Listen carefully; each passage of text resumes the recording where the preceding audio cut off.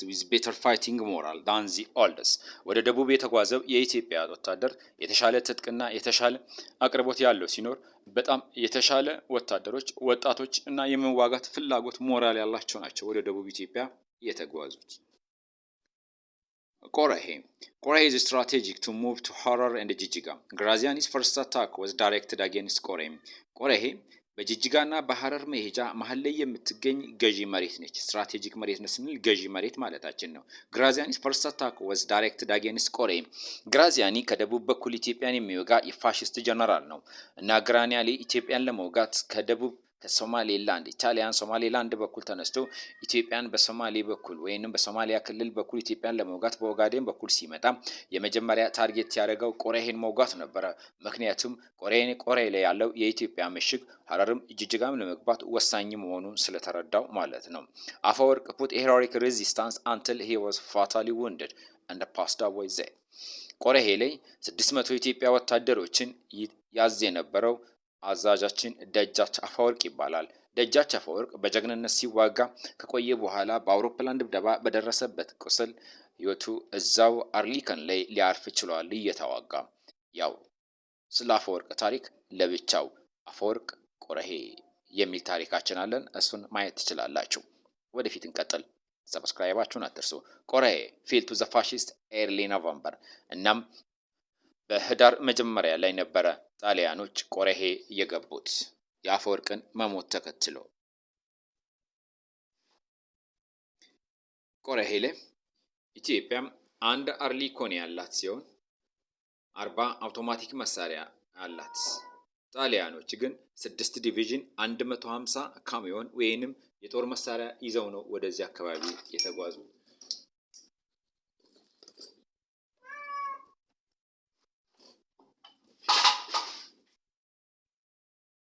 ይህ የምታዩት ደጃች አፈወርቅ አውሮፕላን መምጣቱን በርቀት የሚያይበት ቃፊሩ ነው። አካባቢውን እንቅስቃሴ በዚህ ሁኔታ ያያዋል። ትራዲሽናል ራዳር በሉት ባህላዊ ራዳራችን ነው። አውሮፕላን መምጣቱን እንዲሁም በርቀት ከማየቱ ውጪ እንቅስቃሴዎችን እግረኞች መኖራቸውን በርቀት የሚያህል የአፈወርቅ ቃፊር ነው። The Southern Front ደስታ ዳምጠው committed a fatal mistake moving to Dollo Odo, a remote post on the Ethio-Somalis border.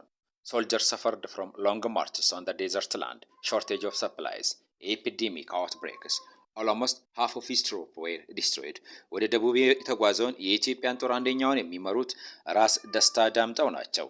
ራስ ደስታ ዳምጠው ደቡብ ላይ ከሄዱ በኋላ ከበድ ያለ ስህተት ሰርተዋል። ትልቁም ስህተታቸው ወታደራቸውን ይዘው በጣም ድንበር ላይ ወዳለ ወደ ዶሎ ኦዶ መጓዛቸው ነው። በኢትዮ ሶማሌ ቦርደር ላይ የሚገኘው ዶሎ ኦዶ የሄዱት ጣሊያን ወታደር ወደ ኢትዮጵያ መግባቱን ተከትሎ ከኋላ በመቁረጥ ጣሊያን ከሀገሩ ሰፕላይ እንዳያገኝ በሚል የጦር ስትራቴጂ ቢሆንም አካሄዳቸው መልካም ቢሆንም ግን ስህተት ነበረበት። ስህተቱ ደግሞ ያስከተለው አንደኛ በበረሃ ውስጥ የተካሄደው ሎንግ ማርች ነው። በጣም የረጅም ጉዞ ነው። ሾርቴጅ ኦፍ ሰፕላይ ስንቅ አለቀባቸው። ኤፒዴሚክ አውትብሬክ ተላላፊ በሽታ ተነሳ። በዚህ ምክንያት በረሃብ በበሽታ ምክንያት በስቃይ ምክንያት ግማሽ ያህል ወታደሮቻቸውን አጡ። ራስ ደስታ ዳምጠው ይሄ ደግሞ ደቡብ ኢትዮጵያ ላይ ትልቅ ሽንፈት እንዲመጣ ምክንያት ሆነ። ራስ ደስታ ዳምጠው fought Italian at Ganale Dorium for 3 days. Desta's army was routed. week later Italian captured ነገሌ ቦረና። እናም ለሶስት ቀናት ያህል ጣሊያኖች የተዳከመውን ግማሽ የቀረውን የደስታ ዳምጠውን ወታደር ሲደበድቡ ቆዩ። ከ3 ቀን በኋላ ከሳምንት በኋላ ጦርነቱ ካበቃ ከሳምንት በኋላ ጣሊያኖች ነገሌ ቦረናን ተቆጣጠሩ። ደስታ retreated to the interior and started the earliest resistance. እናም ራስ ደስታ ወደ መሃል ኢትዮጵያ አካባቢ ሸሽተው የቀደመውን የመጀመሪያውን የፓትሪዮቲክ ሬዚስታንስ የአርበኞች ትግል ጀመሩ። ስለዚህ ቀድሞ ጦርነቱ ሳያበቃ ወደ አርበኝነት የገቡት ራስ ደስታ ዳምጠው ናቸው ማለት ነው።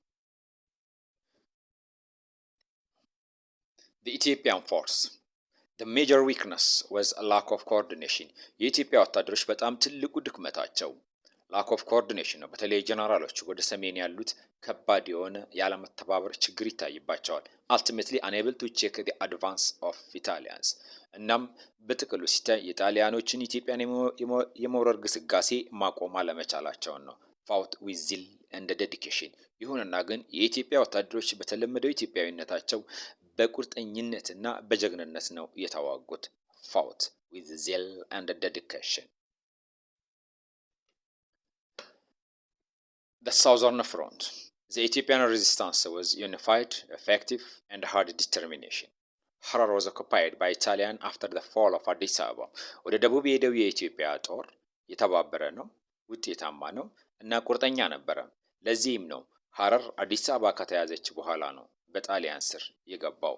ስለዚህ ግራዚያኒ ሐረር ከተማ የገባው ፔትሮ ባዶሊዮ አዲስ አበባ ከገባ በኋላ ነው። The Battle of Maicho. The commander was Emperor Haile Selassie, fought on 31st March 1936. የማይጨው ጦርነት በሰሜን ኢትዮጵያ የመጨረሻውና የኢትዮጵያም የመጨረሻው ጦርነት የማይጨው ጦርነት ነው። 1936 ፋሽስት ጣሊያን ጋር ባደረግነው ጦርነት የመጨረሻው ከባድ ጦርነት ከፋሽስት ጋር ያደረግነው ጦርነት ነው። The commander of the Battle of Maicho was Emperor Haile Selassie. በማይጨው ጦርነት ላይ የኢትዮጵያ ጦር ጠቅላይ አዛዥ የሆኑትና ጦርነቱን የመሩት ኤምፐረር ኃይለ ሥላሴ ናቸው። ማርች 31 1936 ዓመተ ምህረት ነው ጦርነቱ የተካሄደው። the final battle on the northern front ነው mobilized what was left of the northern front። እናም ከሰሜን ኢትዮጵያ አምባራዶም እና ተንቤሌ ተዋግቶ የቀረውን ወታደራቸውን ሰብስበው ኃይለ ሥላሴ ጦራቸውን ለማይጨው አዘጋጁት።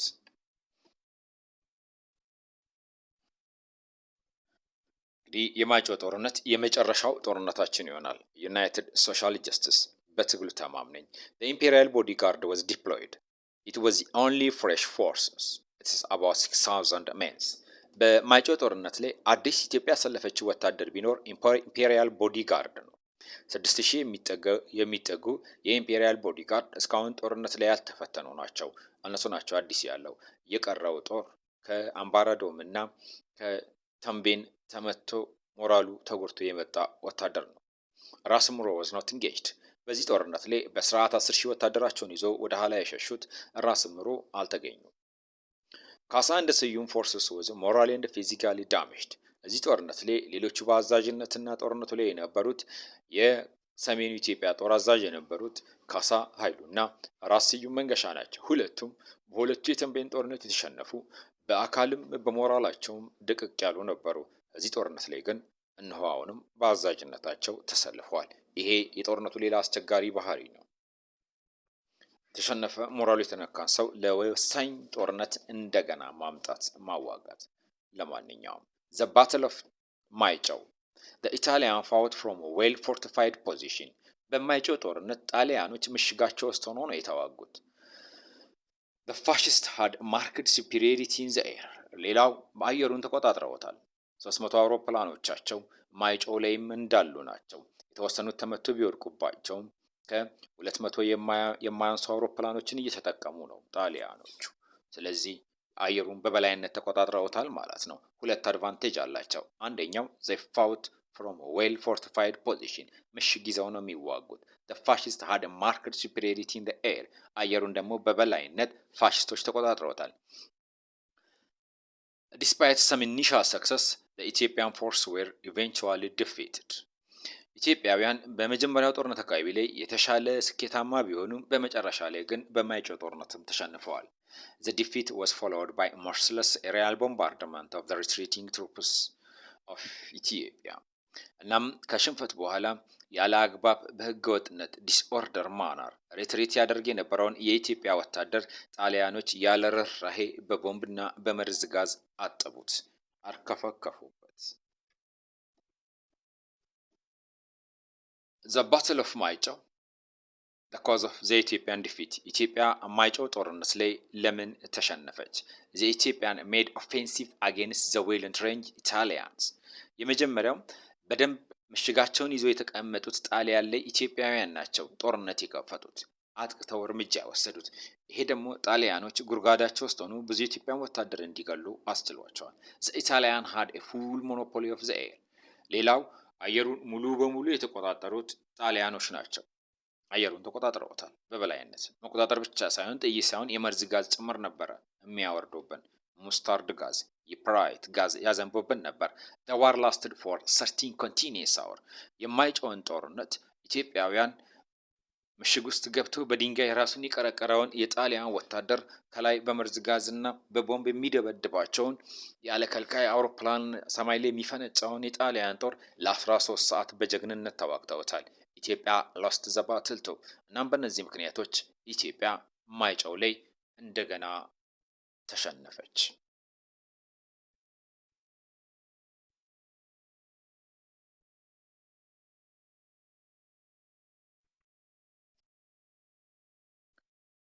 The aftermath of ማይጨው። ከማይጨው በኋላ ጣሊያኖቹ እየተከታተሉ ነበር ኢትዮጵያን በጦር ሲደበድቡ የነበረው በመርዝ ጋዝ። ይሄ ሙስታርድ ጋዝ ነው። retreating Ethiopian troops about 5 to 8,000 Ethiopians were killed ከ5000 እስከ 8000 የሚጠጉ ኢትዮጵያውያን በማይጨው ጦርነት ላይ እንደተገደሉ ይታሰባል። እዚህ ምስል ላይ የምታዩት ኢምፐረር ኃይለ ሥላሴ ናቸው ጦሩን ሲያዙና መሳሪያ ሲተኩሱ የሚያሳዩ።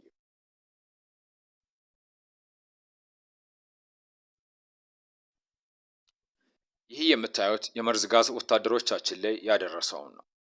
ወዲያው እጃቸው ላይ ከወረደ እጃቸውን በሰከንድ ውስጥ ወደዚህ ነው የሚቀይረው።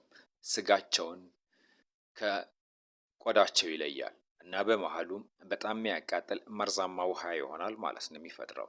እግራቸው ላይም በባዶ እግር የሚጓዙ የኢትዮጵያ ወታደር ላይ ይህንን ነው የሚያደርገው።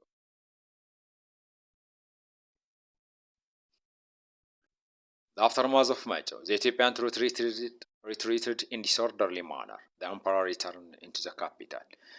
በተበታተነ ሁኔታ የኢትዮጵያ ወታደር ሸሸ። የውስጥ ጠላቶች ባንዶችም አይቀጡ ቅጣት የኢትዮጵያን ወታደር ይቀጡት ጀመር። ለአገሩ በተዋጋ መከራ ቀመሰው። The emperor returned to the capital. ኃይለ ሥላሴም ወደ መናገሻ ከተማቸው አዲስ አበባ ተመለሱ። The aftermath of ማይጨው። ከማይጨው በኋላም in April the fascist army entered ደሴ without opposition. ያለምንም ተቃውሞ ፋሽስቶች ደሴ ከተማ ገቡ። The war in the northern front was practically over. በዚህ ምክንያት በሰሜን ኢትዮጵያ የሚካሄደው ጦርነት በእርግጥ አብቅቶለታል ማለት ነው።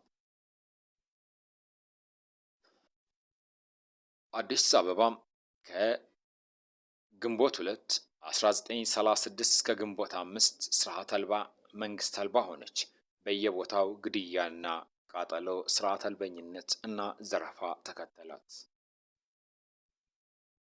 The Italian marched to the city.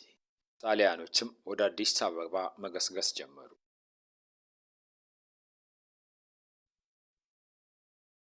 On to May 1936, ኃይለ ሥላሴ left Addis for Europe with the royal family and some nobilities. ግንቦት 2 ቀን 1936 ዓ.ም ኃይለ ሥላሴ አዲስ አበባን ትተው ወደ ዩሮፕ ጉዞ ጀመሩ። ከንጉሳዊ ቤተሰብና ከመሳፍንት ጋር የተወሰኑ መሳፍንትን ይዘው ጉዞ ጀመሩ። The Council of Ministers under chairmanship of the Emperor decided to continue diplomatic campaign at the League of Nations. እና የሚኒስትሮች ምክር ቤት በኃይለ ሥላሴ ሰብሳቢነት በሌግ ኦፍ ኔሽን ጄኔቫ ስዊዘርላንድ በመሄድ የዲፕሎማሲ ካምፔን የዲፕሎማሲ ዘመቻ ለማድረግ ተስማምቱ። ኃይለ ሥላሴንና የተወሰኑ መሳፍንትን ካውንስል ኦፍ ሚኒስተር አባላትን ወደ ዩሮፕ ላከ። ኢትዮጵያ ሌግ ኦፍ ኔሽን የተቀላቀለችው 1923 ዓመተ ምህረት ነው።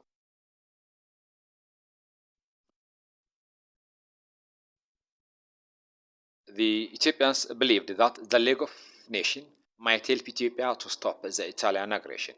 እና ኢትዮጵያውያን ምን ብለው ያምኑ ነበሩ? የመንግስታቱ ማህበር ጣሊያን ኢትዮጵያ ላይ የጀመረችውን ወረራ ያስቆማል ብለው ያምኑ ነበር። ለዚህም ነው ኃይለ ሥላሴ went to Geneva and called for the support of the League of Nations. ጄኔቫ ሄደው ሌግ ኦፍ ኔሽን እንዲረዳቸው ጥያቄ ያቀረቡት። but the response was not good for Ethiopia. ከሌግ ኦፍ ኔሽን ያገኘነው መልስ ግን ጥሩ አልነበረም። እዚህ ቪዲዮ ላይ እንደምታዩት ነው። It imposed sanctions on both the victim Ethiopia and the aggressors Italy. የመንግስታቱ ማህበር ሌግ ኦፍ ኔሽን በሁለቱም በቪክቲሟ ተጠቂዋ ኢትዮጵያ ላይ እንዲሁም በወራሪዋ አግሬሰር ጣሊያን ላይ ማዕቀብ የጦር መሳሪያ ማዕቀብ ነው የጣለ። ሁለታችንም እኩል ተጎዳን። በተለይ ጣሊያኖች ጉዳቱ ምንም አይደርስባቸውም። በሌላ አነጋገር ሌግ ኦፍ ኔሽን ለጣሊያን ደገፈ ብሎ መናገር ይቻላል። On 5 May 1936 ማርሻል ባዶሊዮ ኢንተርድ አዲስ አበባ።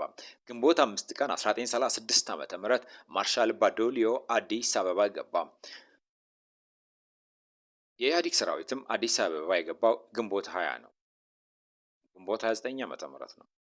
ኢትዮጵያ ምርጫ የምታካሄደው ግንቦት 29 ግንቦት ላይ ነው። ግንቦት 7 ብዙ ኢትዮጵያውያን በምርጫ ምክንያት የተገደሉበት ነው። ግንቦት The Italian not only had complete control of the air እና ጣሊያኖች እንዲያሸንፉ ትልቁ መንገድ የከፈተላቸው ሙሉ በሙሉ አየሩን በአውሮፕላን መቆጣጠራቸው ብቻ አይደለም።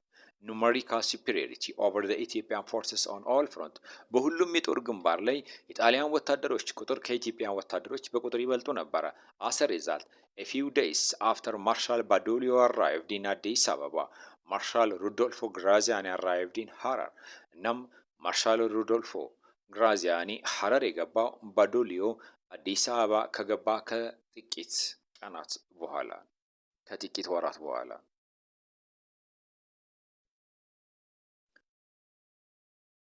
The fascist army የፋሽስትን ወታደር ስናይ ሚሊተሪ ሱፕሪዮሪቲ ኢን ኳሊቲ ኤንድ ኳንቲቲ በብዛትም በጥራትም ከኢትዮጵያ የተሻለ ወታደር ነበራቸው። ዩዝድ ሌተስት ሚሊተሪ ቴክኖሎጂ ኤንድ ሎጂስቲክ በጣም ዘመናዊ የጦር መሳሪያ እና የጦር አቅርቦት ስንቅን ይጠቀሙ ነበር።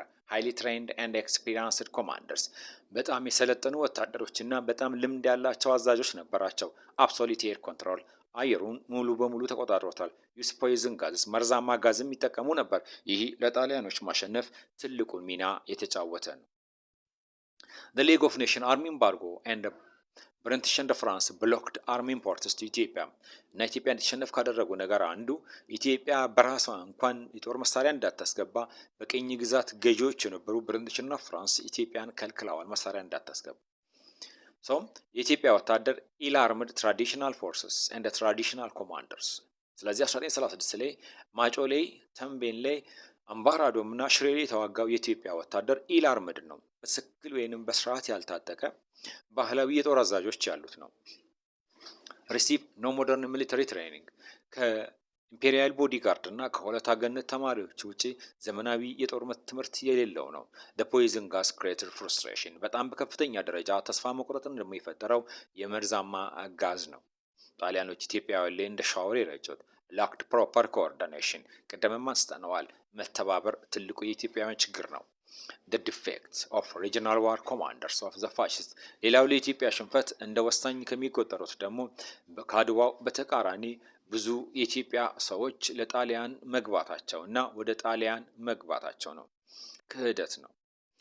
the fascist propaganda of economic, political, ethnic and religious reason creates division among Ethiopia ኢትዮጵያን ከርቶ ከገቡት ውጪ ደግሞ ሌላው ፋሽስቶች በፖለቲካ፣ በኢኮኖሚ፣ በማንነትና በሃይማኖት ላይ ኢትዮጵያን የመከፋፈል አጀንዳቸው በተወሰነም ደረጃ በዚህ ዘመን የተሻካ ነበረ ማለት ይቻላል።